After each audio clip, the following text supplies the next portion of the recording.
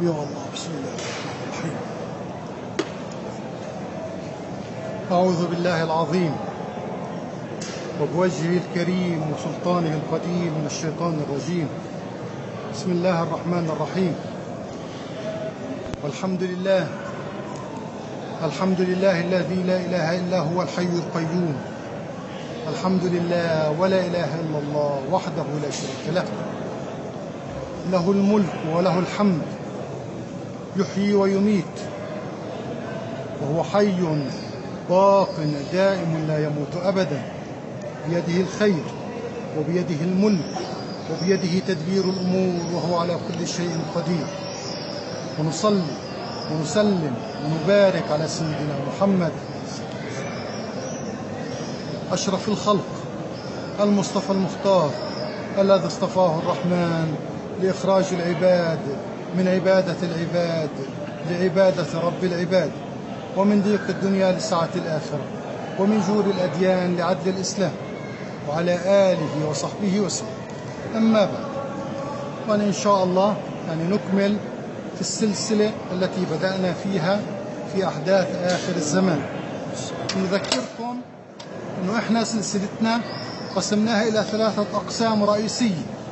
القسم الأولاني نتكلم فيه في شخصيات آخر الزمان، ونذكر أن الشخصيات المحورية التي توجد في ساحة آخر الزمان، نحن نبدأ من لحظتنا ونقول نحن على عتبة أول إشي السفيان، ثم بعدها سيظهر بإذن الله المهدي، ويتزامن مع ظهور المهدي أحد أمراءه أو وزراءه الذي يدعى القحطاني، وهذا سيملك من بعد المهدي وسيسوق الناس بعصاه.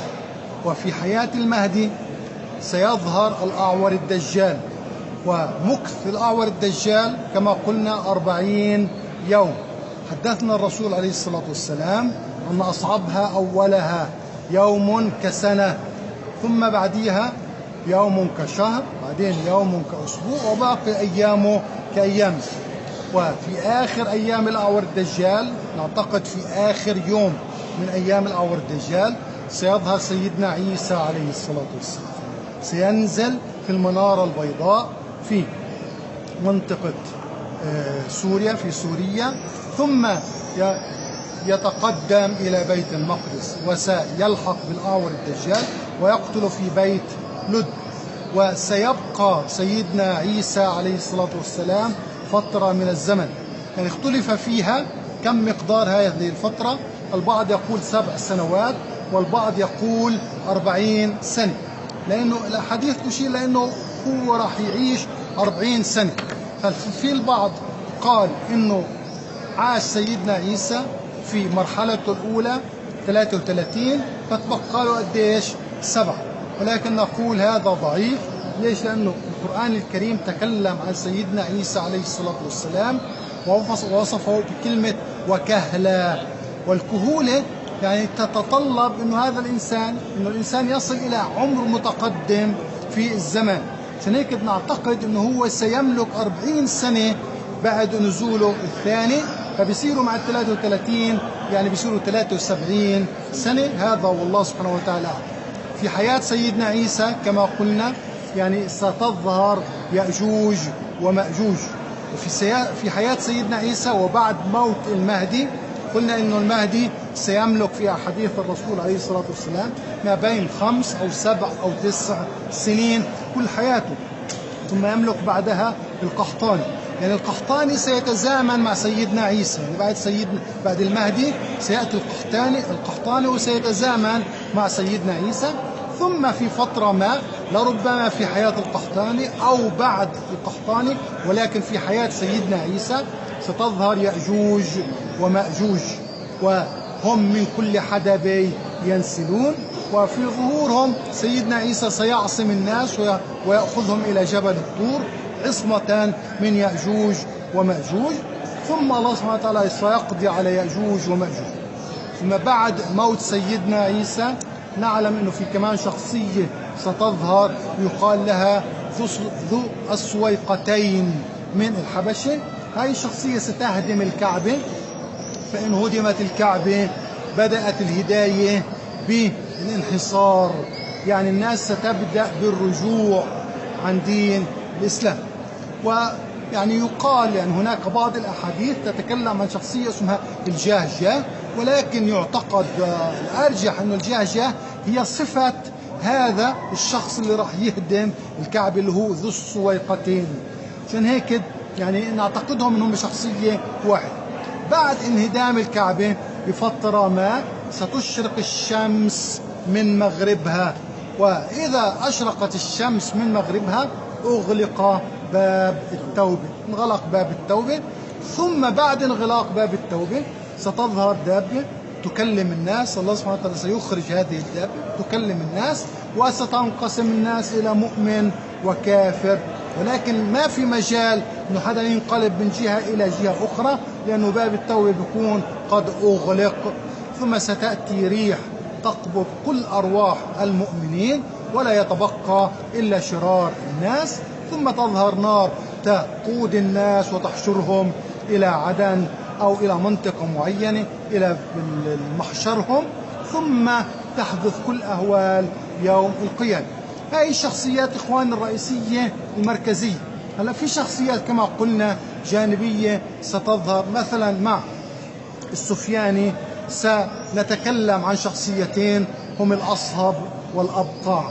وهناك اعتقاد أن الأصهب هو بشار الأسد، وراح نفصل في هذا الشيء، وأن الأبقاع هو أبو بكر البغدادي يعني داعش، وأن سفياني راح يخضع كل من الجهات المتقاتلة في بلاد الشام، منها جبهة النصرة، ومنها تنظيم الدولة، ومنها النظام القائم في سوريا. ونقول والله أعلم، ولكن سنفصل في هذا الأمر.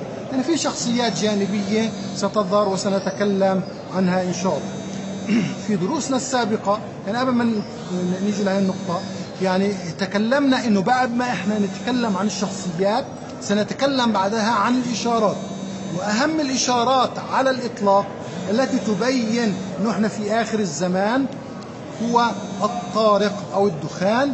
الطارق أو الدخان هي إشارة ظهور الأعور، يعني بعد ظهور المهدي نفسه، وظهور المهدي نفسه وبيعة المهدي نفسه هي أعظم الإشارات على أنه إحنا في آخر الزمان، أعظم الإشارات على الإطلاق.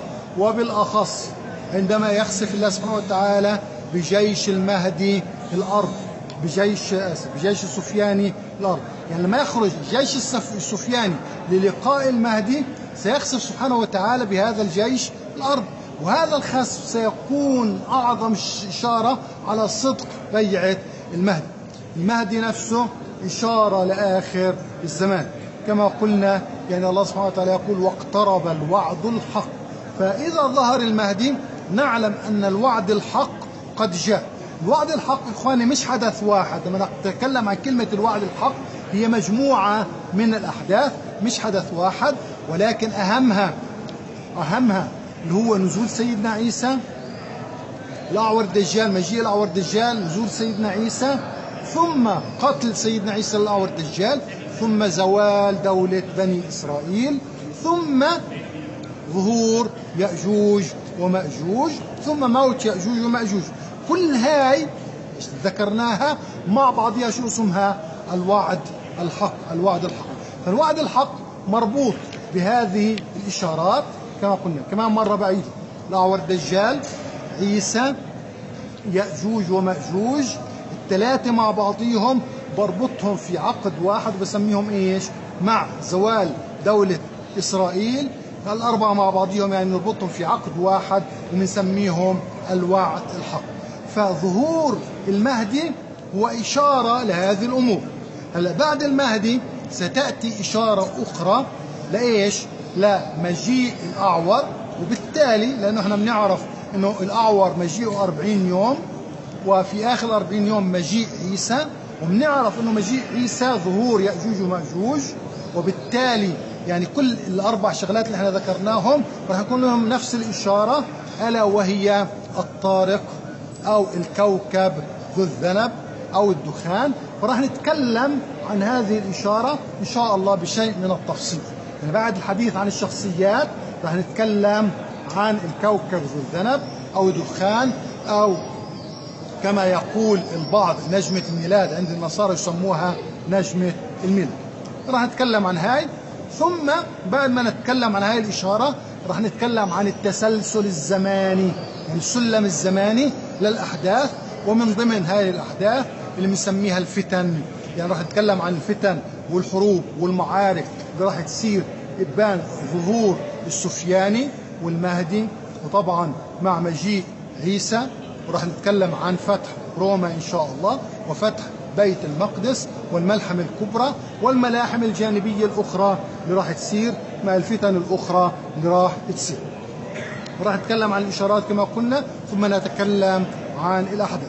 هلا في دروسنا السابقة أخواني وصلنا عند شخصية الأعور الدجال، وقلنا إنه الأعور الدجال يعني اختلف في أمره، اختلف في أمره.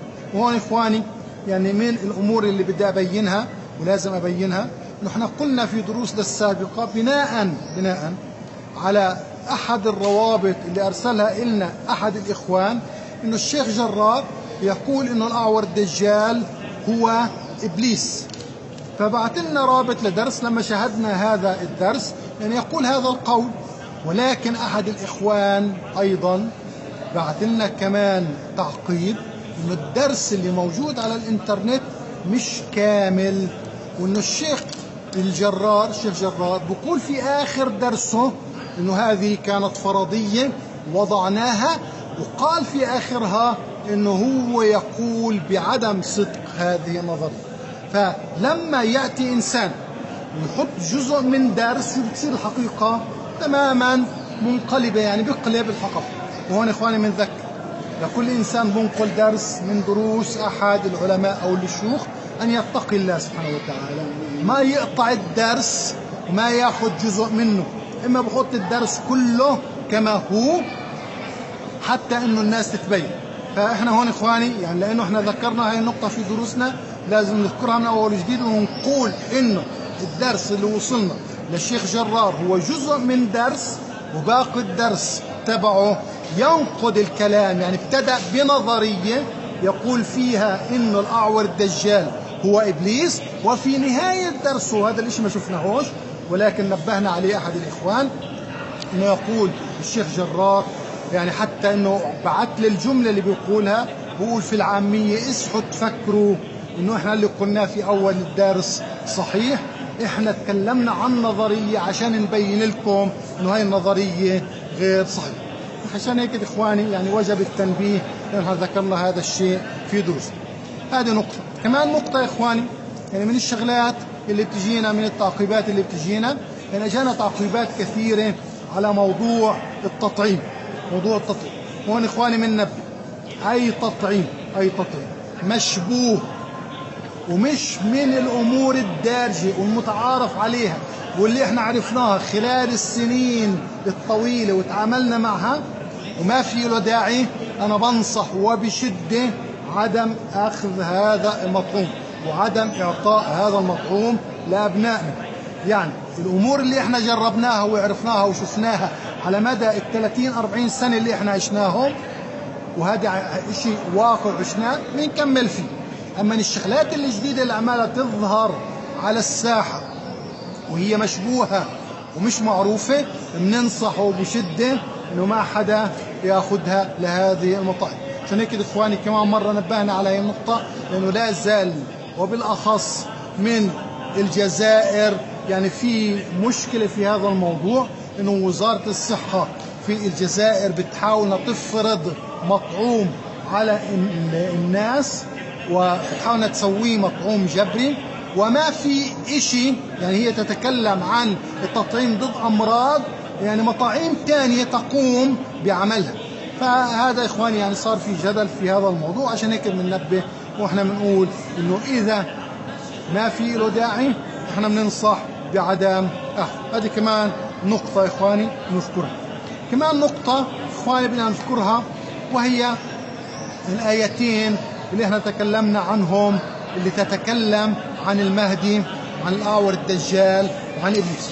وقلنا يا إخوان تكلمنا في آخر درسين، الدرس مش الأخير اللي قبله، إنه في شخص على الإنترنت بعث لنا موضوع يتكلم إنه هدول الآيتين تتكلم عن المهدي. وقلنا يا إخواني نحن بحثنا عن هذه الآيات في السابق، يعني بحسب مطلب بأحد الرؤى، وجدنا آيات أخرى، ولكن الآيات اللي هو وجدها كانت آيات عظيمة. وفي الدرس مش السابق اللي قبله فصلنا وجهة نظر هذا الشخص في شرح هذه الآيات.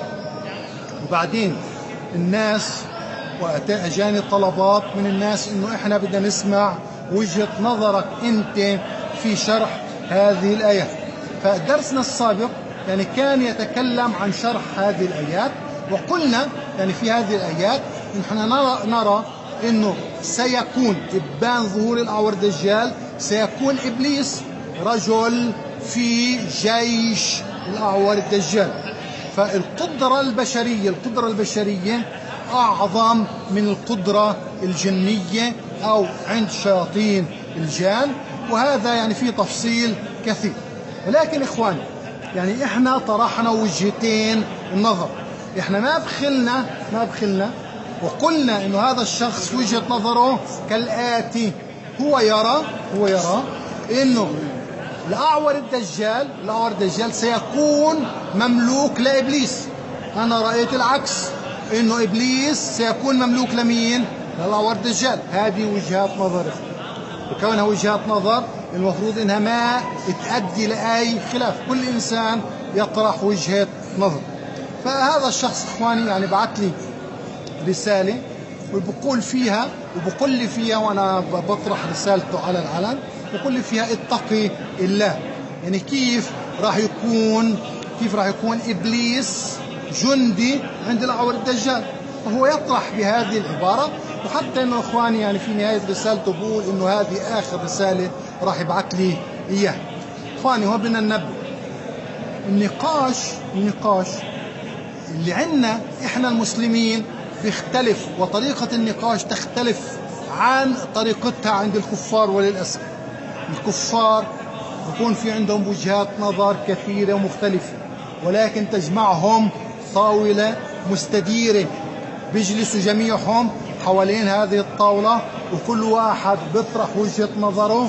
وحتى لو كانت وجهات النظر مختلفة، وحتى لو تناقشوا وتجادلوا واختلفوا، شو بتمهم؟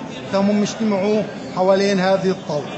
وهذا أمر رباني، والله سبحانه وتعالى أمرنا: واعتصموا بحبل الله جميعا ولا تفرقوا. وللأسف بنقول إنه الأمر الرباني شو فيه؟ في التزام في عند مين؟ عند أعداء الدين، عند الكفار. ولكن إحنا المسلمين مجرد ما تختلف وجهات النظر بيناتنا، شو بتلاقي؟ مباشرة اللي انت اختلفت انت وياه قطع الطريق اللي بينك وبينه وما بده يحكي معك من جديد. اخواني هذه نقطة حبينا ننبه عليها فقط للأمانة العلمية. كمان نقطة يا اخواني بدنا ننبه عليها، يعني في بعض الرسائل جاءتني في الفترة الأخرانية، وهون بدي أنبه إنه مثل هاي الرسائل إمتى بتجيني في حالات مخصصة، حالات معينة. يعني إحنا أعطينا مئات الدروس ولربما يعني فاقت 1000 درس لغاية الآن. إمتى بيجيني رسائل من هذا النوع؟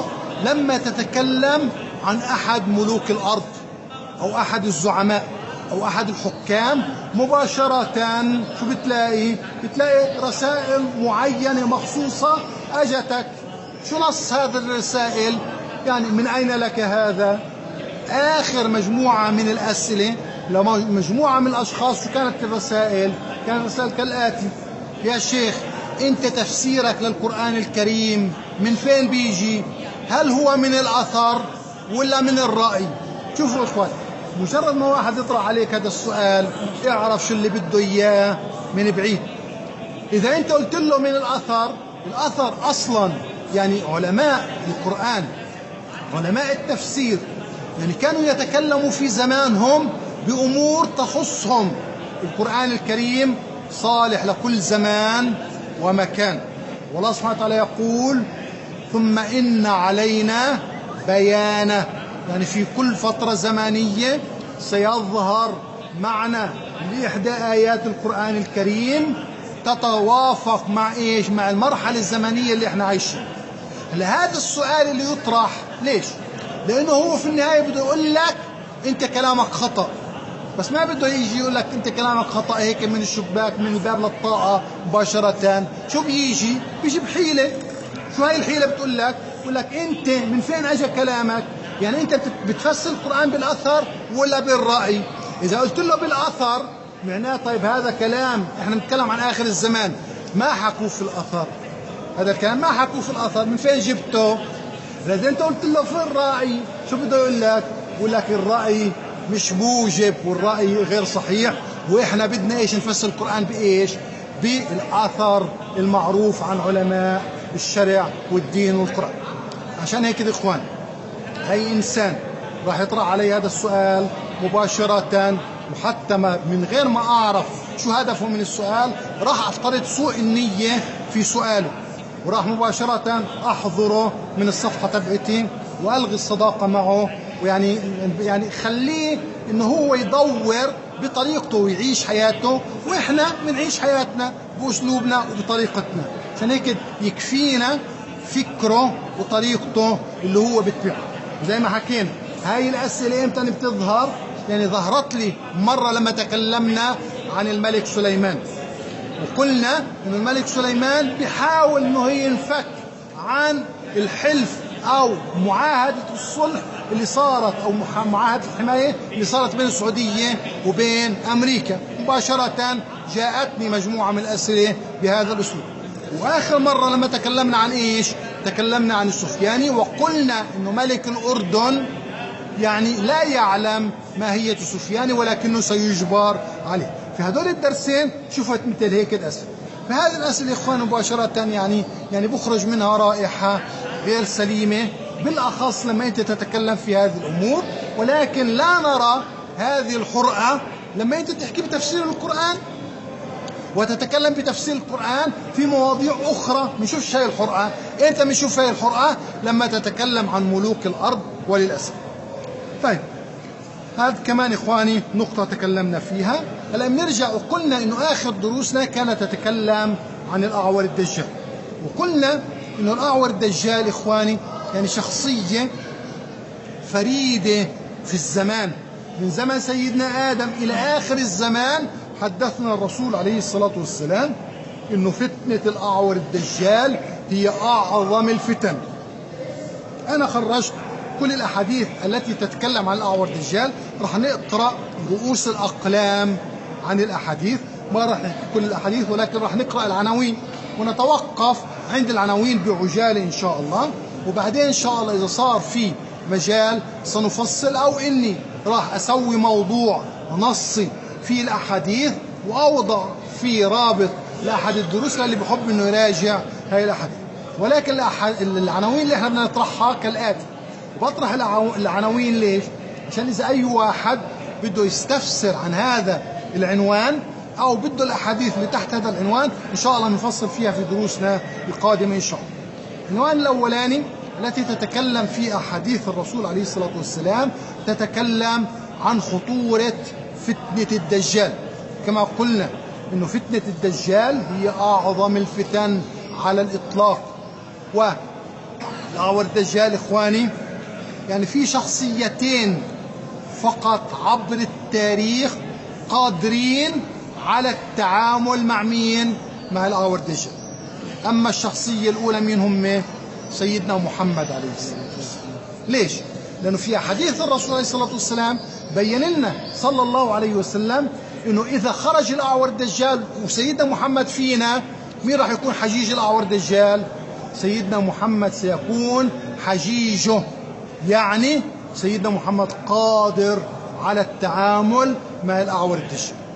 والشخصية الثانية اللي معروفة وقادرة على التعامل مع فتنة الأعور الدجال اللي هي سيدنا عيسى عليه الصلاة والسلام. وبنعرف من أحاديث الرسول عليه الصلاة والسلام إنه لما يرى الأعور الدجال سيدنا عيسى رؤيا العين، شو بس بده تصير؟ سيذوب كما يذوب الملح في الماء. يعني الهالة اللي كانت موجودة عنده والعظمة اللي كان مفرجيها للناس ومقنع الناس فيها، شو راح يصير فيها؟ راح تزول مباشرة بمجرد رؤية سيدنا عيسى. وسيتبع سيدنا عيسى إلى بيت لد وسيقتله بحرب. فهذه إخواني الفتن، أو هذه يعني العنوان الرئيسي. ونذكر أن الرسول عليه الصلاة والسلام أنه فتنة شبه لنا فتنة الأعور الدجال بفتنة القبر، بعذاب القبر. شوفوا الفتنة التي نفتن فيها في القبور، ربط لنا صلى الله عليه وسلم ما بين فتنة القبور مع مين؟ مع فتنة الأعور الدجال. فهي أكبر الفتن التي نعلمها على الإطلاق.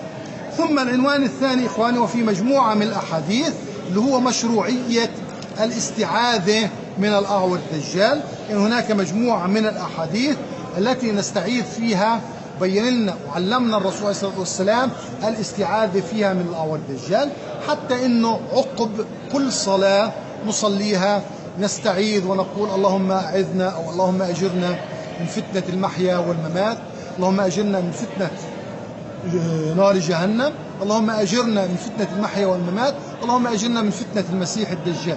فنستعيذ في عقب كل صلاة من إيش؟ من أمور أربعة، منها فتنة القبر، منها فتنة جهنم أو نار جهنم، منها فتنة المحيا والممات، ومنها فتنة الأعور الدجال. فهذه الفتنة ربطت مع هذه الفتن الثلاثة. وكون الرسول علمنا الاستعاذة من فتنة الأعور الدجال، فالاستعاذة من الأعور الدجال ومن فتنته يعني مشروعة شرعا. العنوان الثالث الذي نريد أن نتكلم فيه أن الأنبياء جميعهم، عنوان الأنبياء جميعهم حذروا أقوامهم من إيش؟ من الأعور الدجال. هون إخواني يعني السؤال اللي بيطرح نفسه، ونحن بنعرف أول أنبياء مين هو؟ سيدنا آدم عليه الصلاة والسلام. وفي حياة سيدنا آدم كان سيدنا إدريس، وبعدين جاء سيدنا نوح، وبعدين باقي الأنبياء لحد ما جاء سيدنا محمد عليه الصلاة والسلام وهو خاتم الأنبياء والرسل. كون الأنبياء جميعهم حذروا من فتنة الأعور الدجال، فالأعور الدجال ذكره من إمتى موجود؟ من بداية سيدنا آدم عليه الصلاة والسلام. آدم حذر من فتنة الأعور الدجال. ليش؟ لأنه هذه الفتنة من أعظم الفتن اللي راح تكون في آخر الزمان كما قلنا.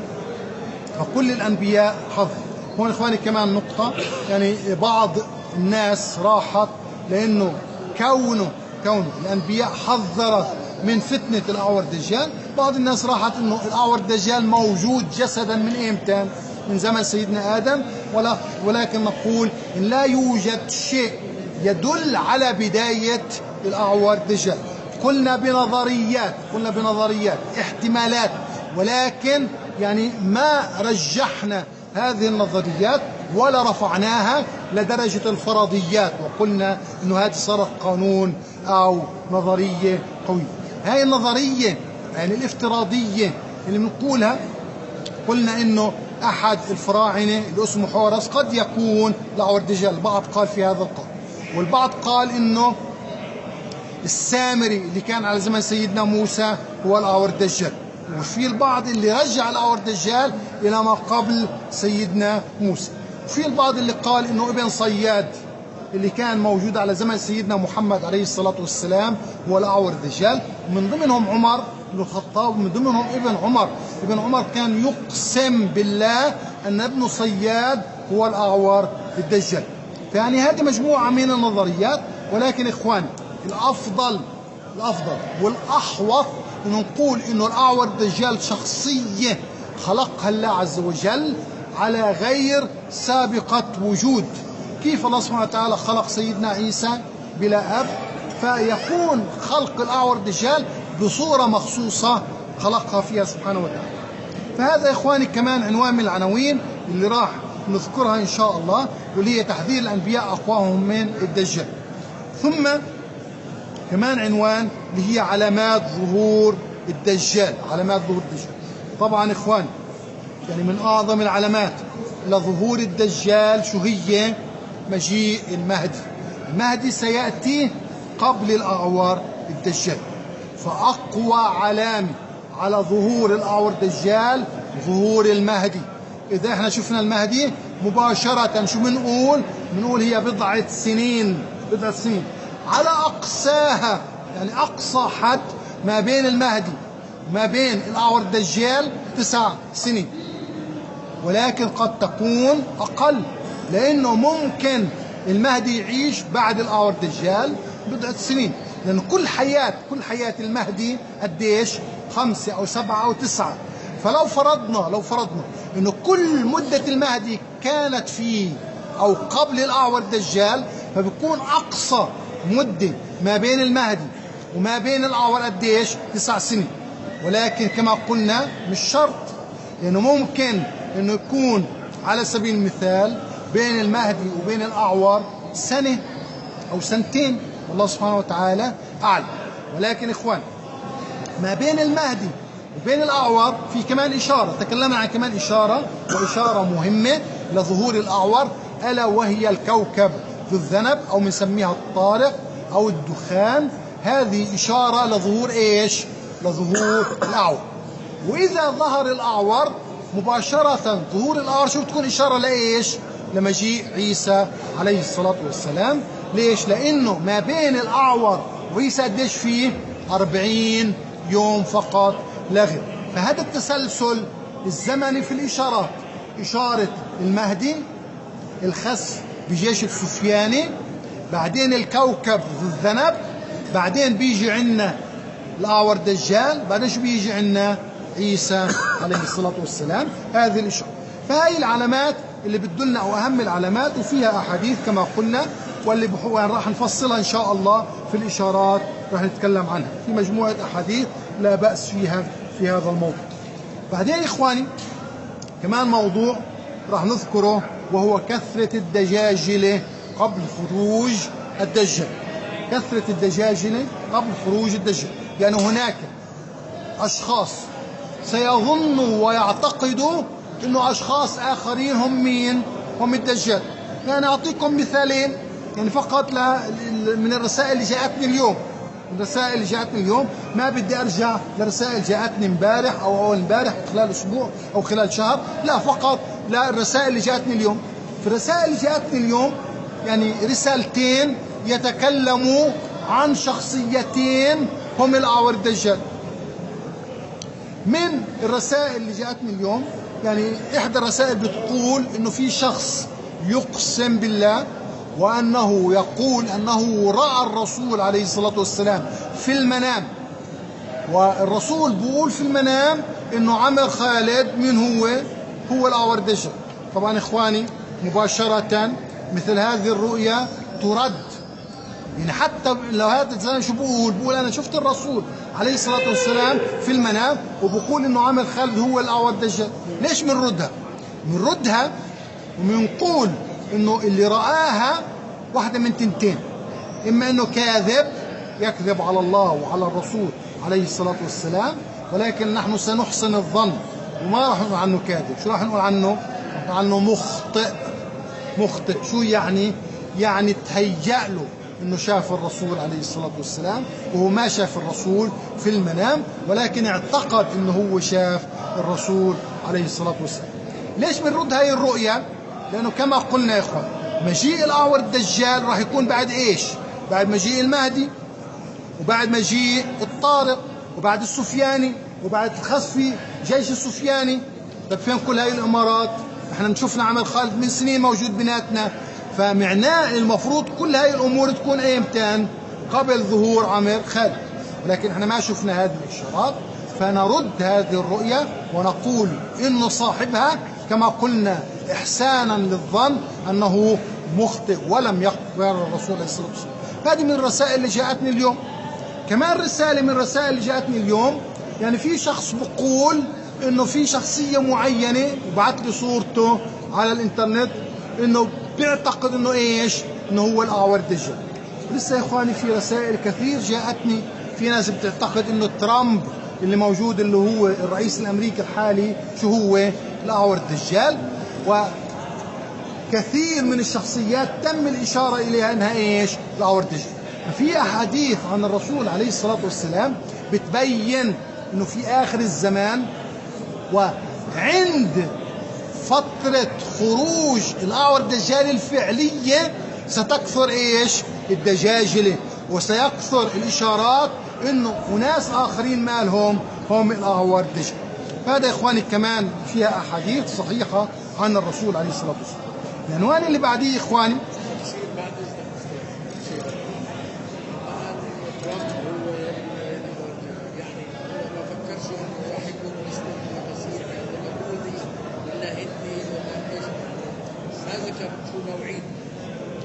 فهلا احنا بالنسبه لنا شو راح يكون نوعيه دينه؟ بالنسبه لنا يا اخواني نعلم انه الاعور الدجال طاغوت. شو يعني طاغوت؟ طاغوت يعني سيدعي انه اله وسيطلب من الناس ان تعبده، والطاغوت اعلى من المشرك واعلى من الملحد واعلى من الكافر. يعني في عندنا كافر درجه، وفي عندنا الملحد والمشرك درجه، واعلى منهم بيجي الطاغوت او الطواغيت. فابليس من الطواغيت، والاعور الدجال من ايش؟ من الطواغيت، من الطواغيت.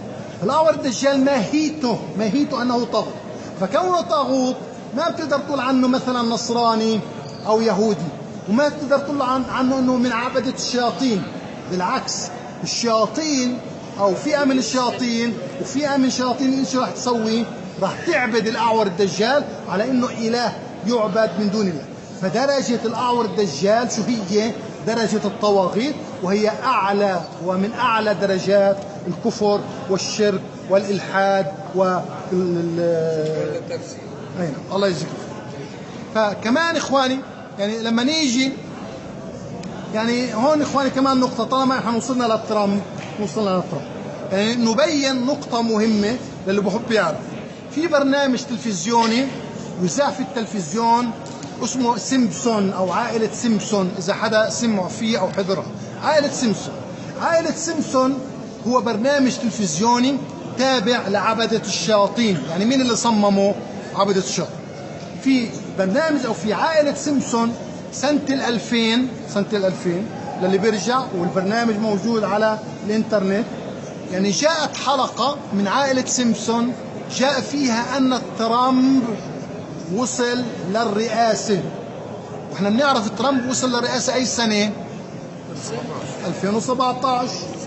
هاي السنة 2017. يعني بين ال 2000 وال 2017 كم من سنة فيه؟ 2017. هون إخواني المفارقة اللي بدي إياكم تعرفوها، يعني للي بحب يطلب مني ببعث له الرابط تبع الفيديو، انه في الفيديو لما نطلع على البرنامج التلفزيوني تبع عائلة سيمبسون قبل 17 سنة كيف ترامب صار رئيس. يعني بيجيبوا لنا المشهد وهو برنامج كرتون، يعني رسوم متحركة. ترامب بينزل على درج متحرك زي اللي موجود في الكنيونات، درج متحرك، وفي بكون 2 من الحراس الموجودين في رأس الدرج بحموه، وبكون في حواليه ناس بترفع يافطات وبتهنيه في انه هو وصل للرئاسة. وترامب بيرفع ايده اول شيء، الايد الاولانية، والايد الثانية بيسوي فيها بإشارة الاصبع. هذا فين؟ وكمان فاجونا كمان واحد من الاشخاص اللي حاملين اوراق تأييد لترامب الورقة منه بتوقع. هذا في ايش؟ في البرنامج التلفزيوني اللي هو الكرتون. وبعدين بيجيبوا لنا المقطع الفعلي اللي صار بعد 17 سنة، كيف ترامب صار رئيس للولايات المتحدة وهو بنزل على نفس الدرج الكهربائي. اللي راح تلاحظوه اللي بتطلع على الفيديوهين انه الشخصيات اللي موجودة في الفيلم الكرتوني الحراس موجودين فعلا في نفس المكان، والشخص اللي حامل يافطة موجود فعلا والورقة بتوقع منه نفس الشكل. ونزول ترامب وحركة ايده الشمال وحركة ايده اليمين تماما تتطابق 100% ما بين البرنامج الكرتوني اللي كان قبل 17 سنة مع الواقع اللي حصل بعد 17 سنة. يا اخوان نسأل شو المقصد من هذا الشيء؟ شو المقصد من هذا الشيء؟ المقصد الاولاني انه بيحاولوا يوصلوا الناس ان هم يستطيعوا ان يتوقعوا المستقبل. هذا الجزء. ولكن انا بقول اخواني هذا ليس بصحيح. لا يعلم الغيب من في السماوات والارض الا الله. ولكن شو ممكن يكون؟ ممكن يكون في عملية تخطيط قديش امتدت؟ 17 سنة. 17 سنة. ونتيجة التخطيط لمدة 17 سنة نجحوا انهم ينفذوا المخطط تبعهم. فالإشي اللي خططوه وضعوه قبل 17 سنة في برنامج كرتوني، ولما تحقق وصار حقيقة على الواقع شو قالوا لترامب؟ تعال هلا شو بدك تسوي؟ بدك تسوي نفس الحركات تقليدا، نحط نفس الأشخاص في نفس الأماكن عشان نصور فيلم، وشو يطلع متطابق مع الماضي. فالحاضر تم رسمه حسب ايش؟ حسب الماضي. وإياكم أن تعتقدوا أن الماضي ارتسم فين؟ في المستقبل أو على الحقيقة، لأنه هذه من أساليب الشياطين. هاي من أساليب إيش؟ الشياطين. وهذه الأساليب إخواني إحنا تعلمناها من زمان، يعني من أحاديث الرسول عليه الصلاة والسلام علمنا إنه الشيطان يسرق خبر من فين؟ من أخبار السماوات. خبر واحد أسرق من أخبار السماوات، وبنزل فين؟ فيه للأرض، ويخلط هذا الخبر المسروق وهو صادق مع ايش؟ مع 100 كذبة، وبنشرها بين الناس، عشان الناس لما تشوف خبر صادق شو بتصدق؟ بتصدق ال 99 كذب. فهم لما ينجحوا انهم يرسموا خطة ويخططوا لها ويقعدوا 17 سنة يخططوها ويفرجوا الناس انها تحققت، شو بدهم اياهم؟ شو بدهم يوصل للناس؟ انه الشغلات الثانية اللي احنا بنحكيها شو راح تكون؟ راح تكون على الحقيقة. طبعا الشغلات الثانية اللي بيحكوها شو بيقولوا؟ بيقولوا انهم سينتصروا على الله. واياكم ان تعتقدوا انهم سينتصروا على الله. نذكركم هم واضعين ابليس رقم 9، الاعور الدجال رقم 11، والله سبحانه وتعالى تبعنا قديش واضعين الرقم 10 في النص، ودائما يتجاوزوا عن الرقم 10. بنذكركم إخواني وقلناها في دروسنا السابقة، يعني عند الأجانب في أمريكا إذا أنت احتجت مساعدة شو بتطلب الرقم عندهم؟ 911. شو يعني 911؟ 911 بقولوها. يعني أنت بتسأل وبتطلب إبليس وبتطلب الأعور الدجال، بتطلب منهم العون، ومين بتتجاوز؟ بتتجاوز الله سبحانه وتعالى. هذا أسلوبهم. فهم بيعتقدوا انهم في اخر الزمان شو راح يسووا؟ راح ينتصروا على الله سبحانه وتعالى. وحاشا وكلا ان يكون هذا اعتقادهم. بنذكركم كمان مره يا اخوان انه اشارتهم يعني اعطينا درس كامل سميناه البنك الدولي او خديعه البنك الدولي، وشفنا كيف الدولار مرسوم عليه قد ايش؟ اول شيء مثلث، وهذا المثلث شو فيه بقلبه؟ عين الاعور الدجال. هذا المثلث ليش بشير؟ بشير القاعدة حرب الأرض لفين؟ للرأس، للسماء. يعني هم بيعتبروا حالهم في حرب مع الله عز وجل، وبيعتبروا أن الله سبحانه وتعالى بيقاتلهم ويحاربهم في أرزاقهم وقدراتهم ودنياهم، ويريدوا أن يردوا هذه الحرب على الله سبحانه وتعالى. عشان هيك هم بيعتقدوا أنه في الحرب الجاي هم راح ينتصروا على الله. فعشان هم يوصلوا هاي الفكرة شو بدهم يوصلوا أخبار للناس إنه شوفوا اللي توقعناه شو ماله حدث.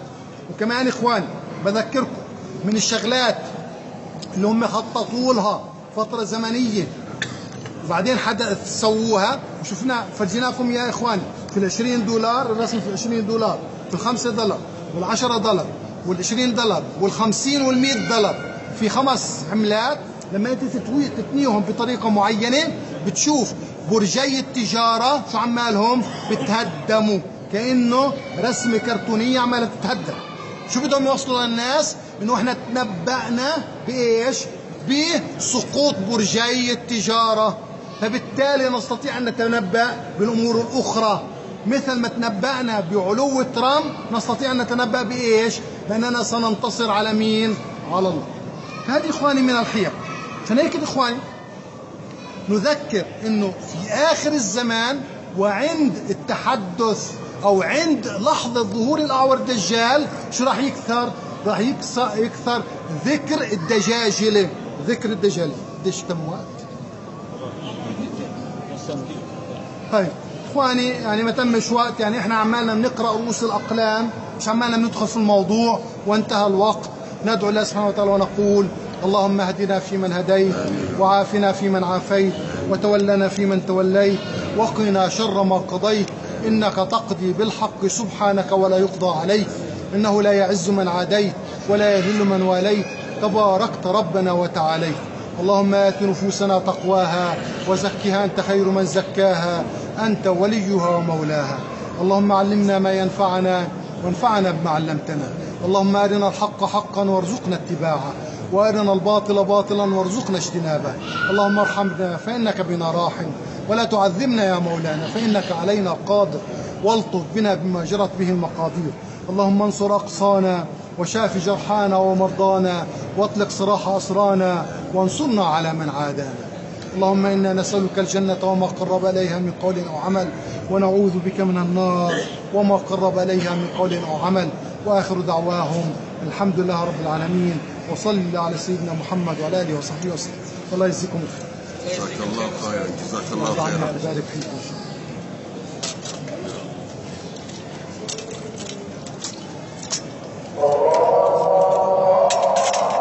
الله أكبر الله أكبر الله أكبر الله أكبر الله أكبر الله أكبر الله أكبر الله أكبر.